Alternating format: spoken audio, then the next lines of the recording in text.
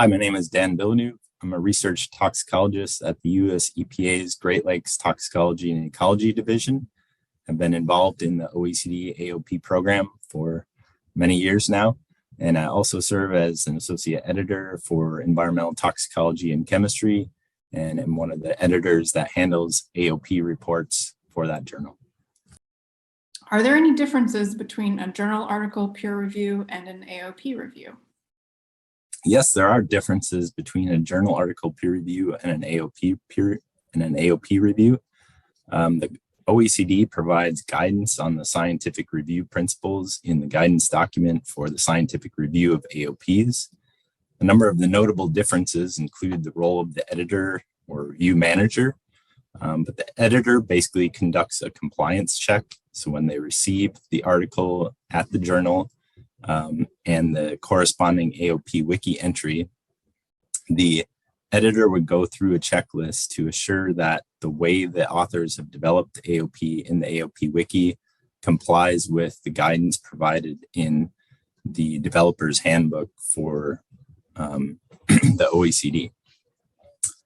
In addition to that, the editor also coordinates communications between the authors and the reviewers if that's desired, and coordinates communication among the review team, introducing the reviewers to one another and potentially holding a kickoff meeting with the review team, which is often a good idea to introduce the reviewers to the process of reviewing an AOP report. The second key difference between a typical journal article review and an AOP review is the amount of content to review. So for an AOP report, it is necessary for the reviewers to review both the article that was submitted to the journal. So it's a short summary report, typically in the journal in a much more narrative format. And they're also asked to review the content of the AOP wiki itself. So that includes content of the AOP page, all the key event pages, and all the key event relationship pages.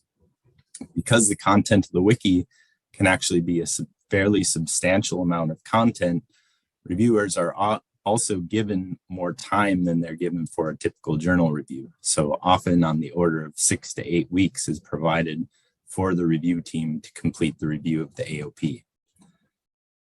A third key difference between a typical journal review and review of an AOP report is that reviews of an AOP are not anonymous. The reviewers' identities are known. They're published and made transparent and accessible to both the author of the AOP and to the public. And any comments they provide, although they're not attributed to specific reviewers, the review comments are published and accessible to the public.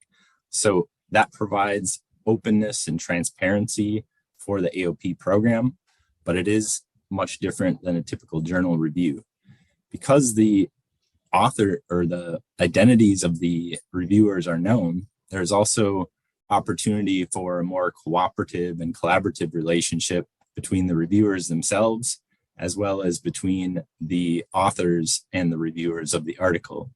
In particular, the reviewers are encouraged to take a collaborative approach where they can work together to review the overall content in the wiki, particularly if they have expertise in certain areas. Other reviewers can contribute their expertise in other areas. Together, they can cover all the content of the AOP with appropriate expertise. Likewise, once comments are submitted, if the authors have some clarification that they need on some of the comments or have some questions, it's possible for the authors to then communicate with the reviewers to get clarifications and get additional feedback. So those are some of the key differences between a journal article peer review and an AOP review. And what specific instruction should an editor give to their reviewers? So there are a set of instructions for editors to give their reviewers. There's a written set of instructions for reviewers that have been developed for environmental toxicology and chemistry, and environmental molecular mutagenesis has used a very similar model. Those instructions provide a brief introduction to the AOP review process. The editors are encouraged to review any comments that may have been made on previous versions of the AOPs, because the AOPs are living documents and key events and key event relationships can be shared among various AOPs. It's possible that some of the content in that AOP wiki has also already undergone review and some comments by others in the field. So editors are encouraged to familiarize themselves with any of the comments that were previously made, whether there were previous reviews, and make the review team aware of any of those. And the reviewers are also encouraged to respond to a couple of charge questions, specifically pertaining to the scientific quality. So whether the AOP incorporates the relevant scientific literature and evidence to support the AOP, and whether that scientific content reflects specific knowledge or current specific knowledge on the particular topic of the AOP. And second, reviewers are asked to weigh in on, in their opinion, if the weight of evidence, judgment, and scoring that's provided in the overall assessment of the AOP is well described and justified based on the evidence that's been assembled on the key event relationship pages. And they're also asked to consider the patterns of across the AOP as a whole in terms of the weight of evidence supporting that entire AOP, bridging across the different relationships and key events that are described. Are existing editorial systems of the journals suitable for the review of an AOP? So in other words, the management of the manuscripts, the AOP workflow and peer review, management of the deadline notifications, and the manuscripts evaluation?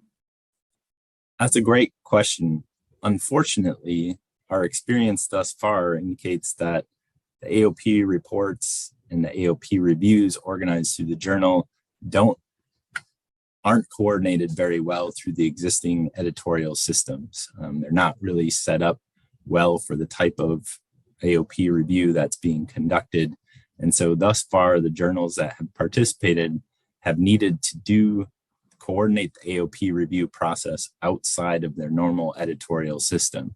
This puts some additional burden on the editors in terms of needing to track their own communications with the authors, send emails from their own personal system, and often requires the setup of something like a SharePoint or other document sharing site where the article contents can be posted and where reviewers can post their comments.